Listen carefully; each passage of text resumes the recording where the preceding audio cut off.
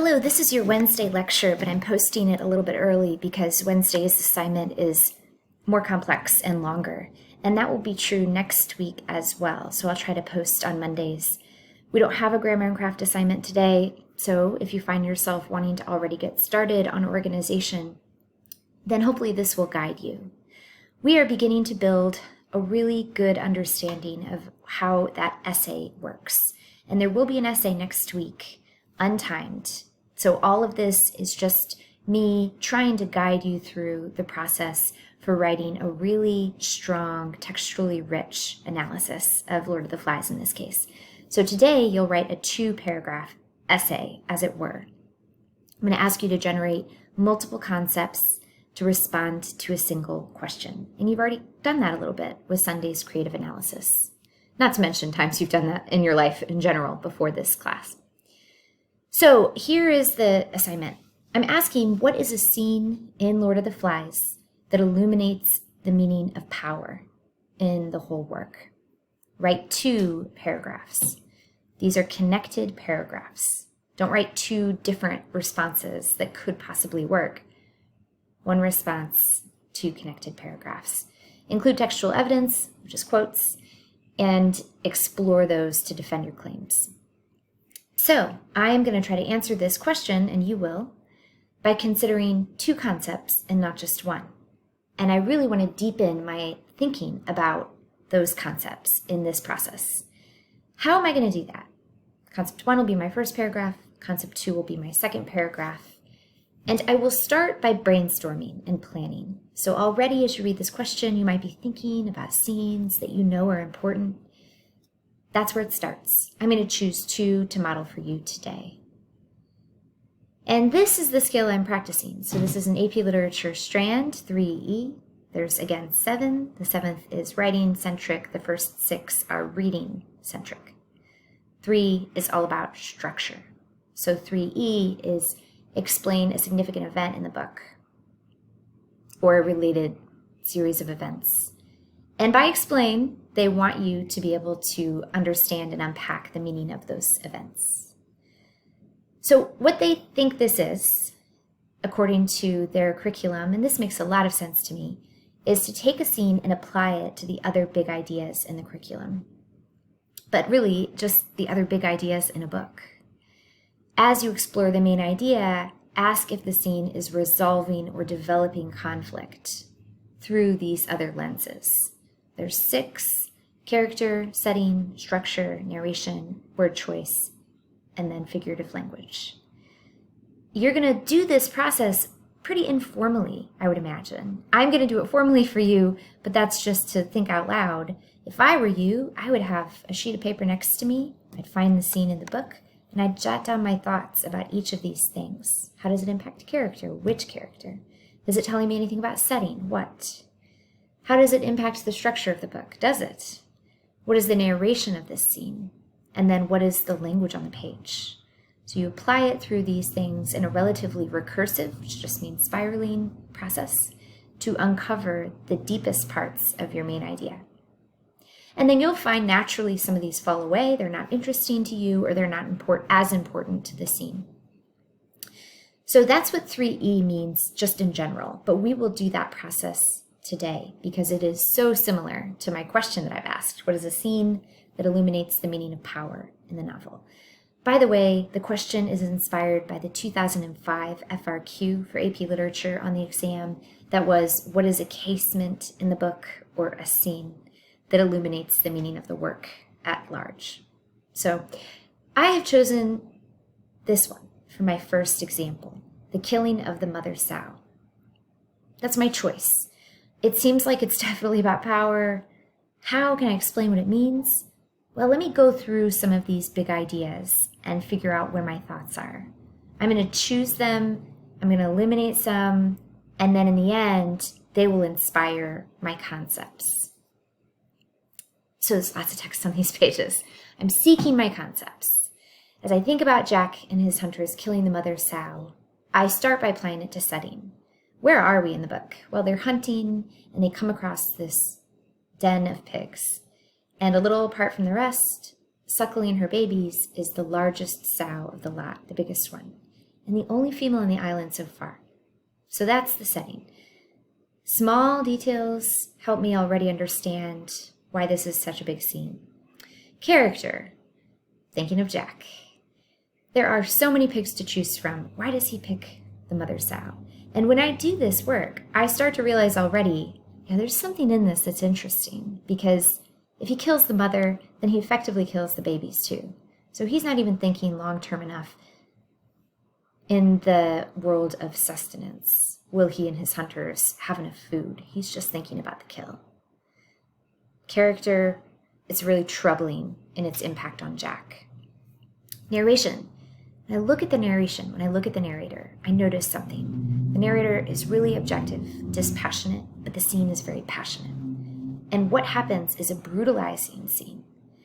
Through reading the book, in the notes section, I noticed this idea that it says the language of the kill is framed through the language of sex and really through the language of rape. It's really disturbing. The boys are not aware of this, but the narrator is. In the words that the narrator is using to describe the scene, there is a brutalizing that's happening.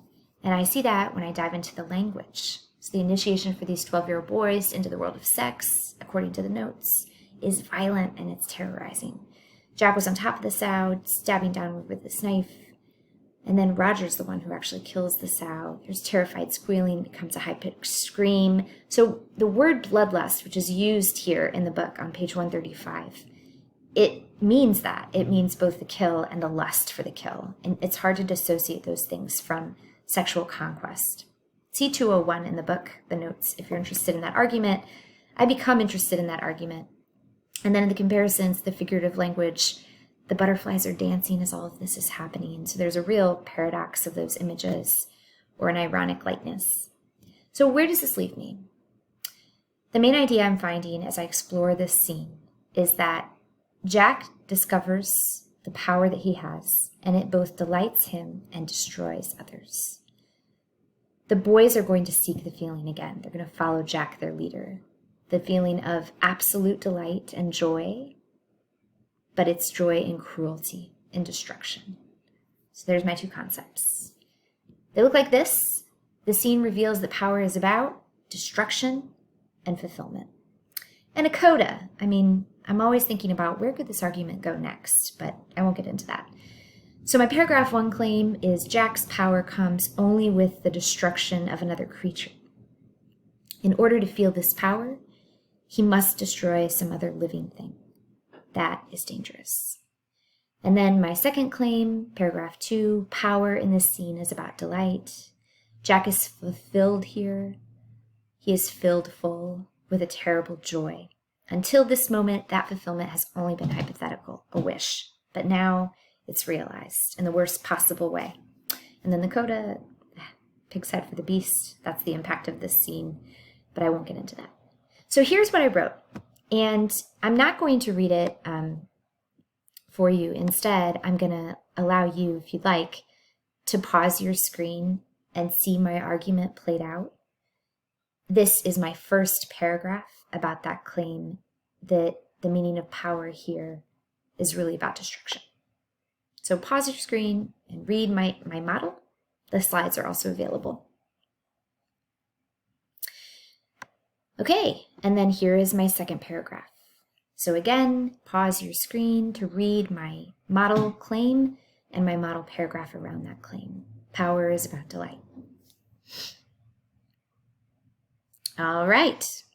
So that is how I'm recommending you move through this process of writing 2 paragraphs that exemplify your 2 claims. And here's another example, and I'm doing this because I couldn't pick one, and also because I wanted to bring in Beelzebub, who's interesting. So in my second example, I think another scene that's worth our study is when Simon faces the head of the pig. What is a scene that illuminates the meaning of power? The scene where Simon finds the head of the pig for the beast. That's my choice. This also seems really important about the meaning of power in the book. How can I explain it? Same thing. I'm going through those main ideas. I'll select the ones that are most interesting, and I'll come to these. Character, what does it say about Simon? Of course. I can't help but go back, just because it makes sense to do that sometimes, to understand the impact of Simon's character in this scene. So there's this moment where he and Ralph are walking alongside of each other, and for a moment, Simon was happy to be accepted, and then he ceased to think about himself. Wow. Notice the difference between Simon's awareness of the approval of others, he immediately forgets it, and contrast it to Jack's desire for belonging and acceptance. The evil the boys seek on the island is within them, where they will never find it. But Simon, he can see himself more objectively. He's not always wrapped up inside of himself. He forgets about himself. And so Simon knows the power of evil is that it is hidden. That gives Simon a kind of power on his own, and it is a threat to evil, which will make him a potential victim. So character, so much to say about Simon. Setting, I think it's interesting that he is in the darkest part of the island. He's afraid, but he doesn't move. He doesn't leave. And the evil is all around him. He sits there in the middle of it and holds its gaze. Wow, that setting is powerful. The narration here, the beast is speaking. This is a wild scene. We have narration that sets up a dialogue between an unreal thing, or is it real, and Simon. You're a silly little boy, says the Lord of the Flies. Simon, though, cannot be tempted in this way by the beast when he says, you don't want the other boys to think you're batty, do you? He's way more concerned with the evil in front of him.